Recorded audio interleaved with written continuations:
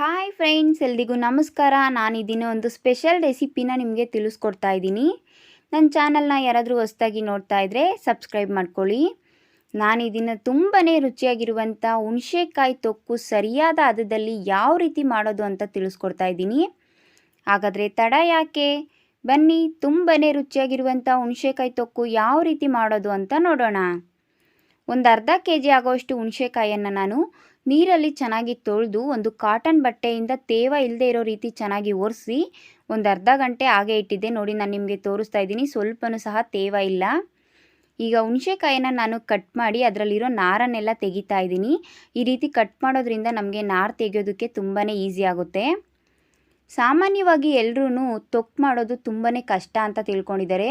ಆದರೆ ತುಂಬ ಈಸಿಯಾಗಿ ಹುಣಸೆಕಾಯಿ ತೊಕ್ಕು ಯಾವ ರೀತಿ ಮಾಡೋದು ಅಂತ ನಾನು ನಿಮಗೆ ತಿಳಿಸ್ಕೊಡ್ತೀನಿ. ಹುಣಸೆಕಾಯಿ ತೊಕ್ಕು ಮಾಡಬೇಕು ಅಂದರೆ ಸರಿಯಾದ ಟೈಮು ಅಂದರೆ ನವಂಬರ್ ತಿಂಗಳಲ್ಲಿ ಹುಣಸೆಕಾಯಿ ತೊಕ್ಕನ್ನ ಆರಾಮಾಗಿ ಮಾಡ್ಕೋಬೋದು. ಯಾಕೆ ಅಂದರೆ ಹುಣಸೆಕಾಯಿ ತುಂಬ ಎಳೆದು ಆಗಿರೋದಿಲ್ಲ, ತುಂಬ ಬಲ್ತು ಇರೋದಿಲ್ಲ. ಸರಿಯಾದ ಹದದಲ್ಲಿ ಹುಣಸೆಕಾಯಿ ಇರೋದ್ರಿಂದ ಹುಣಸೆಕಾಯಿ ತೊಕ್ಕು ತುಂಬಾ ರುಚಿಯಾಗಿರುತ್ತೆ. ನಾವು ಹುಣಸೆಕಾಯಿ ತೊಕ್ಕು ಮಾಡಬೇಕಾದ್ರೆ ಸಿಪ್ಪೆ ತೆಗಿಬೇಕು, ಬೀಜ ತೆಗಿಬೇಕು ಅನ್ನೋ ಥರ ಏನೂ ಇಲ್ಲ, ನಾರೊಂದು ತೆಗೆದುಕೊಂಡ್ರೆ ಸಾಕು. ನೋಡಿ, ಈಗ ನಾನು ನಿಮಗೆ ತೋರಿಸ್ತಾ ಇದ್ದೀನಿ. ಹುಣಸೆಕಾಯಲ್ಲಿ ಸ್ವಲ್ಪನೂ ಸಹ ನಾರಿಲ್ಲ, ಆ ರೀತಿ ತೆಗೆದಿಟ್ಕೊಂಡಿದ್ದೀನಿ. ಈ ರೀತಿ ತೆಗೆದಿಟ್ಕೊಂಡು ತುಂಬ ಈಸಿಯಾಗಿ ಹುಣಸೆಕಾಯಿ ತೊಕ್ಕನ್ನು ನಾವು ಮಾಡ್ಕೋಬೋದು. ಈಗ ನೋಡಿ, ನಾನು ನಿಮಗೆ ತೆಗೆದಿರೋ ಅಂಥ ನಾರನ್ನು ಸಹ ನಾನು ನಿಮಗೆ ತೋರಿಸ್ತೀನಿ. ಈ ರೀತಿ ನಾರನ್ನೆಲ್ಲ ನೀಟಾಗಿ ತೆಗೆದಿಟ್ಕೋಬೇಕು. ಈಗ ನಾನು ಹುಣಸೆಕಾಯಿನೆಲ್ಲ ಸ್ವಲ್ಪ ಸಣ್ಣದಾಗಿ ಕಟ್ ಮಾಡಿ ಇಟ್ಕೊಂಡಿದ್ದೀನಿ. ನಾನು ಮಿಕ್ಸಿಯಲ್ಲೇ ಮಾಡೋದ್ರಿಂದ ಸ್ವಲ್ಪ ಸಣ್ಣದಾಗಿ ಕಟ್ ಮಾಡಿ ಇಟ್ಕೊಂಡಿದ್ದೀನಿ. ನೀವು ಕುಟಾಣಿಯಲ್ಲಿ ಬೇಕಿದ್ರೂ ಮಾಡ್ಕೋಬೋದು. ಕಲ್ಲಿನ ಕುಟಾಣಿ ಬರುತ್ತಲ್ಲ, ಆ ಕುಟಾಣಿಯಲ್ಲಿ ಜಜ್ಜಿಬಿಟ್ಟು ಮಿಕ್ಸಿಗೆ ಹಾಕ್ಕೋಬೋದು. ನಾನು ಮಿಕ್ಸಿಯಲ್ಲೇ ಯಾವ ರೀತಿ ಮಾಡೋದು ಅಂತ ತಿಳಿಸ್ಕೊಡೋದ್ರಿಂದ ನಾನು ಸ್ವಲ್ಪ ಸಣ್ಣದಾಗಿ ಕಟ್ ಮಾಡಿ ಇಟ್ಕೊಂಡಿದ್ದೀನಿ. ತುಂಬ ಈಸಿಯಾಗಿ ಮಾಡ್ಕೋಬೋದು, ತುಂಬಾ ಟೇಸ್ಟಿಯಾಗಿರುತ್ತೆ. ಅದರಲ್ಲೂ ಪ್ರೆಗ್ನೆಂಟ್ ಇರೋರ್ಗೆ ಮಾಡಿಕೊಟ್ರು ಅಂತೂ ತುಂಬಾ ಖುಷಿಪಟ್ಟು ತಿಂತಾರೆ. ನೋಡಿ, ಈಗ ನಾನೊಂದು ಮಿಕ್ಸಿ ಜಾರ್ ತೊಗೊಂಡಿದ್ದೀನಿ. ಮಿಕ್ಸಿ ಜಾರಲ್ಲಿ ಸ್ವಲ್ಪನೂ ಸಹ ತೇವ ಇರಬಾರ್ದು. ನೀಟಾಗಿ ಒಂದು ಕಾಟನ್ ಬಟ್ಟೆಯಿಂದ ಎಲ್ಲ ಒರೆಸಿಟ್ಕೊಂಡಿದ್ದೀನಿ. ಈಗ ನಾನು ಒಂದು ಸ್ವಲ್ಪ ಹುಣಸೆಕಾಯಿನ ಕಟ್ ಮಾಡಿರೋದನ್ನ ಸೇರಿಸ್ಕೊಂಡು ಜಜ್ಜಿದ್ರೆ ಯಾವ ರೀತಿ ಆಗುತ್ತೋ ಆ ರೀತಿ ಸ್ವಲ್ಪ ತರ್ತರಿಯಾಗಿ ರುಬ್ಕೊಂಡಿದ್ದೀನಿ. ಒಂದೇ ಸರಿ ಎಲ್ಲ ಸೇರಿಸಿ ರುಬ್ಕೊಳ್ಳೋದಕ್ಕಾಗೋದಿಲ್ಲ, ಸ್ವಲ್ಪನೇ ಸೇರಿಸ್ಕೊಂಡು ರುಬ್ಕೊಳ್ಳಿ. ಈಗ ನಾನು ರುಬ್ಬಿರೋ ಅಂಥದ್ದನ್ನ ಒಂದು ಪಾತ್ರೆಗೆ ಸೇರಿಸ್ಕೊತಾ ಇದ್ದೀನಿ. ಪಾತ್ರೆಯಲ್ಲೂ ಅಷ್ಟೇ ಸ್ವಲ್ಪನೂ ಸಹ ತೇವ ಇರಬಾರ್ದು. ನೋಡಿ, ಹಾಗೆ ನಾನು ಎಲ್ಲ ಹುಣಸೆಕಾಯನ್ನು ಸಹ ಅದೇ ರೀತಿ ಸ್ವಲ್ಪನೇ ಸೇರಿಸ್ಕೊಂಡು ರುಬ್ಬಿಟ್ಟು ಅದೇ ಪಾತ್ರೆಗೆ ಸೇರಿಸ್ಕೊತಾ ಇದ್ದೀನಿ.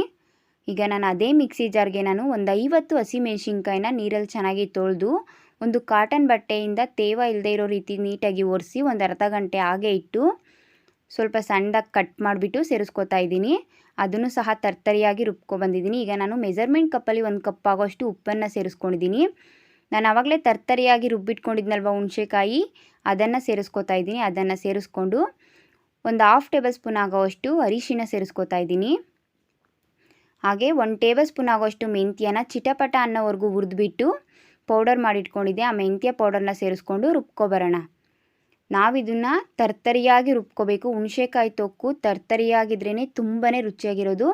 ನೀವು ಇನ್ನೊಂದು ನೆನ್ಪಿಟ್ಕೊಳ್ಳಿ, ಹುಣಸೆಕಾಯಿ ತೊಕ್ಕುಗೆ ಸ್ವಲ್ಪ ಉಪ್ಪು ಜಾಸ್ತಿನೇ ಇರಬೇಕು. ಆವಾಗ ಅದು ತುಂಬ ದಿನ ನಾವು ಸ್ಟೋರ್ ಮಾಡಿ ಇಟ್ಕೋಬೋದು. ಉಪ್ಪು ಏನಾದರೂ ಕಡಿಮೆ ಆಗಿದೆ ಅಂದರೆ ಆವಾಗ ಬೇಗನೆ ಹಾಳಾಗ್ಬಿಡುತ್ತೆ ಹುಣಸೆಕಾಯಿ ತೊಕ್ಕು. ನಾನು ಇರೋ ಅಂಥ ಹುಣಸೆಕಾಯಿ ಮತ್ತು ಒಂದು ಅರ್ಧ ಕಪ್ ಆಗೋಷ್ಟು ಉಪ್ಪನ್ನು ಸೇರಿಸ್ಬಿಟ್ಟು ಮತ್ತೆ ತರ್ತರಿಯಾಗಿ ರುಬ್ಕೊಬಂದಿದ್ದೀನಿ.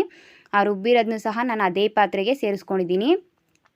ಈಗೆಲ್ಲ ಒಂದು ಸರಿ ಚೆನ್ನಾಗಿ ಮಿಕ್ಸ್ ಮಾಡ್ಕೊಳ್ಳೋಣ. ಯಾಕೆ ಅಂದರೆ ನಾವು ಫಸ್ಟ್ ಮಾತ್ರ ಉಪ್ಪು ಮೆಣಸಿನ್ಕಾಯಿ ಹಾಕ್ಬಿಟ್ಟು ರುಬ್ಕೊಬಂದಿದ್ವಿ. 2ನೇ ಸರಿಗೆ ಉಪ್ಪು ಹುಣಸೆಕಾಯಿ ಅಷ್ಟೇ ರುಬ್ಕೊಬಂದಿದ್ದು. ಅದಕ್ಕೋಸ್ಕರ ಉಪ್ಪು ಖಾರ ಎಲ್ಲ ತುಂಬ ಚೆನ್ನಾಗಿ ಹೊಂದ್ಕೋಬೇಕು. ಆ ರೀತಿ ಚೆನ್ನಾಗಿ ಮಿಕ್ಸ್ ಮಾಡ್ಕೋಬೇಕು. ತುಂಬಾ ರುಚಿಯಾಗಿರುತ್ತೆ. ನಾವಿದನ್ನು ಒಂದು 6 ತಿಂಗಳವರೆಗೂ ಸ್ಟೋರ್ ಮಾಡಿ ಇಟ್ಕೋಬೋದು. ಈ ಹುಣಸೆಕಾಯಿ ತೊಕ್ಕನ್ನು ನಾವು ಬಿಸಿ ಅನ್ನದ ಜೊತೆ ತುಪ್ಪ ಸೇರಿಸ್ಬಿಟ್ಟು ತಿಂತಾ ಇದ್ದರೆ ಅದ್ರ ಮಜಾನೇ ಬೇರೆ. ಖಂಡಿತವಾಗ್ಲೂ ಈ ವಿಡಿಯೋ ಇಷ್ಟ ಆಗಿದೆ ಅಂತ ತಿಳ್ಕೊತೀನಿ. ಈ ವಿಡಿಯೋ ಇಷ್ಟ ಆದರೆ ನಿಮ್ಮ ಫ್ರೆಂಡ್ಸು, ನಿಮ್ಮ ಫ್ಯಾಮಿಲಿಗೆ ಶೇರ್ ಮಾಡೋದ್ರ ಮೂಲಕ ನನಗೆ ಸಪೋರ್ಟ್ ಮಾಡಿ. ಇನ್ನಷ್ಟು ಈಸಿ ಆ್ಯಂಡ್ ಟೇಸ್ಟಿ ರೆಸಿಪೀಸ್ಗಾಗಿ ನನ್ನ ಚಾನಲ್ನ ಸಬ್ಸ್ಕ್ರೈಬ್ ಮಾಡ್ಕೊಳ್ಳಿ. ನನ್ನ ಚಾನಲ್ನ ಸಬ್ಸ್ಕ್ರೈಬ್ ಮಾಡಿಕೊಂಡು ನನಗೆ ಸಪೋರ್ಟ್ ಮಾಡ್ತಾ ಇರೋ ಅಂಥ ಪ್ರತಿಯೊಬ್ಬರಿಗೂ ಥ್ಯಾಂಕ್ ಯು.